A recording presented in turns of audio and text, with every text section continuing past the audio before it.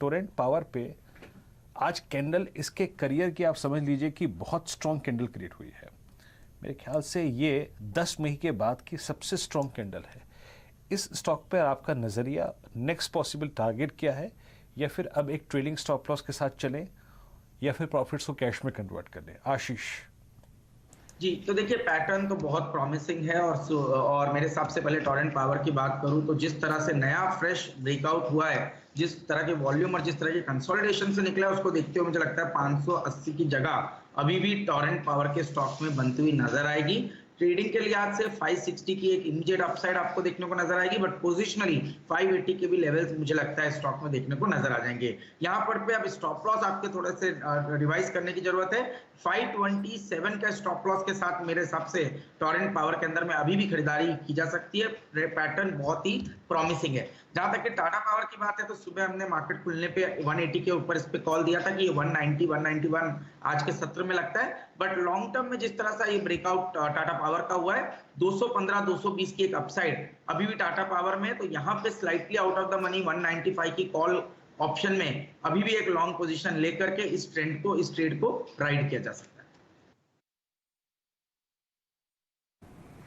चलिए, टाटा पावर पर तो बहुत लोग लंबी समय से आपको बढ़िया कॉल्स दे रहे हैं और आज जो आप वॉल्यूम देख रहे हैं वो है लगभग 2231 करोड़। ध्यान दीजिए, अगस्त के महीने में, जून और जुलाई में आपने टाटा पावर में लगभग 5-5 और 6-6 हज़ार करोड़ की भी वॉल्यूम देखे हैं, लेकिन तब जो प्राइस था वो इतना नहीं था जितना आज है। तो वॉल्यूम के हिसाब से और वैल्यू के हिसाब से आज आप जो आंकड़ा देख रहे हैं वो और मजबूत है। वीरेंद्र जी, एक काउंटर जो काफ़ी मजबूती में था वो था L&T, और यहाँ पर मामूली सी आपको गिरावट आती हुई दिख रही है।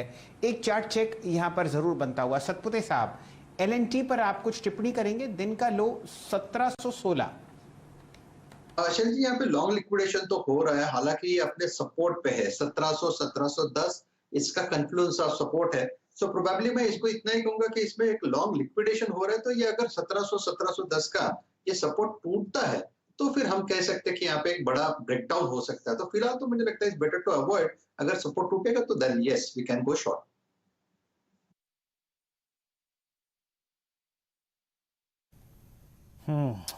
चलिए, L&T पे आपका ठीक था, वीकनेस बढ़ती हुई ½ नीचे। लेकिन मैं एक स्टॉक जिस पर मैं ट्रेड की बात तो नहीं करूंगा, लेकिन बात कल के प्रोस्पेक्टिव से थोड़ा सा इस लिहाज से कर लेते हैं कि market set all time high, bank Nifty का रिएक्शन भी आ गया।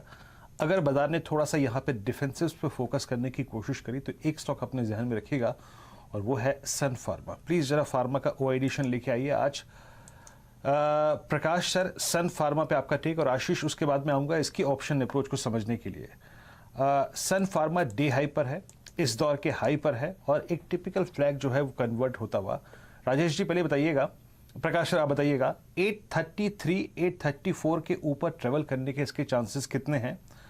प्राइस बढ़िया है, आज की क्लोजिंग वोलेटिलिटी का इंपैक्ट बिल्कुल नहीं है इस स्टॉक पे, आपकी अप्रोच करेगी?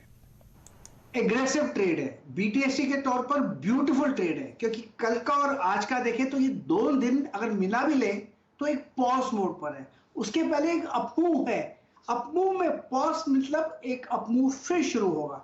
तो मेरे ख्याल से सन फार्मा अच्छा है। मुझे लगता है इसका ट्रेड 850 वहां तक जाना चाहिए, कल तक स्टॉप होगा 820। आज का मोड एक सिर्फ सांस ले रहा है, अच्छी बात है, सांस ले रहा है ऊपर जाने के लिए सन फार्मा। सन फार्मा आपकी स्क्रीन पर। आशीष, आपको क्या सकता है Sun Pharma 833 still at day high, और एनी ऑप्शन अप्रोच? जी हाँ, तो देखिए वीरेंद्र, अगर से आप इसके मंथली चार्ट को ऑब्जर्व करें तो ये करीब करीब मेरे हिसाब से 7वां 8वां महीना जब stock slowly and steadily higher top higher bottom का स्ट्रक्चर बना रहा है, और ये अपने आप में एक बहुत ही अच्छा राउंडिंग बॉटम क्रिएट कर रहा है। मेरे हिसाब से इस मूव के जो इमीडिएट लक्ष्य बनते हैं वो 870 के बनते हैं, और इसको प्ले करने के लिए 840 जो कि slightly out of the money call option है, 18 रुपए के आसपास ट्रेड कर रही है, इसके अंदर एक लॉन्ग पोजिशन बनानी चाहिए। 12 रुपए के आसपास का स्टॉप लॉस इस कॉल ऑप्शन में रखना चाहिए, और ऊपर में मेरा मानना है 34 रुपए तक के लक्ष्य इस 840 की कॉल ऑप्शन में आपको देखने को नजर आ सकते हैं। तो एक अच्छा राउंडिंग बॉटम है, और इसके लक्ष्य 870 तक जाते हुए इस शॉर्ट टर्म अपमूव के अंदर में मुझे नजर आते हैं। 870 तक का स्विंग आपको अगर आप देखें पॉसिबल लग रहा है इस स्टॉक में, और डे हाई पर आके स्टॉक ट्रेड करता हुआ। एनएमडीसी जिसका जिक्र यतिन ने भी किया था, ये ट्रेड करता हुआ 152.80 पे। एनएमडीसी याद रखिएगा आज अपने 200 डे एक्सपोनेंशियल मूविंग एवरेज के ऊपर आके ट्रेड कर रहा है। एक सब्सटेंशियल पुल बैक लिया है इस स्टॉक ने। और कुछ काउंटर्स में शिपिंग कॉर्पोरेशन ऑफ इंडिया 139 के स्तर पर आके ट्रेड करता हुआ डे हाई पर। कैश के कुछ स्टॉक्स जो कि डे हाई पे फ्लो कर रहे हैं, बाकी एनएमडीसी डेरिवेटिव्स में इस वक्त अच्छा करता हुआ, बाकी पूरा बाजार थोड़ा सा बैकफुट पे आता हुआ। एक बार मैं डाउ फ्यूचर्स का आपको कुछ देर में अपडेट दूंगा, लेकिन लार्ज कैप में हल्की सी प्रॉफिट बुकिंग आते हुए बैकफुट पे आके थोड़ा सा स्टॉक आके रेस्ट करते हुए इंडिसेस का चेक लेते हैं। और इंडिसेस आपकी स्क्रीन पर 17,961 मात्र 66 अंक ऊपर अब निफ्टी, और निफ्टी बैंक याद रखिएगा 38,324 पे, यानी हायर लेवल से करीब 150 पॉइंट रिट्रेस हुआ है। इंट्राडे हाई था करीब 38,500 का जोन।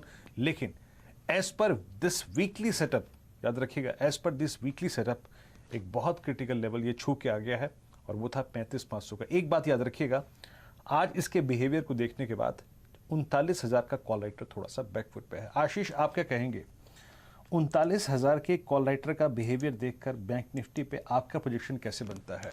आज जिसने पैसा बनाया 38,000 पहले मुझसे मिला, 38,100 कटा, उसने 38,500 भी देखा। अगर मैं इस लेवल पे खड़ा हूं लॉन्ग लेके, तो मैं क्या करूं? अभी बुक करके कैश में कन्वर्ट करके जाऊं, या फिर आपको लगता है नहीं अभी मोमेंटम बाकी है?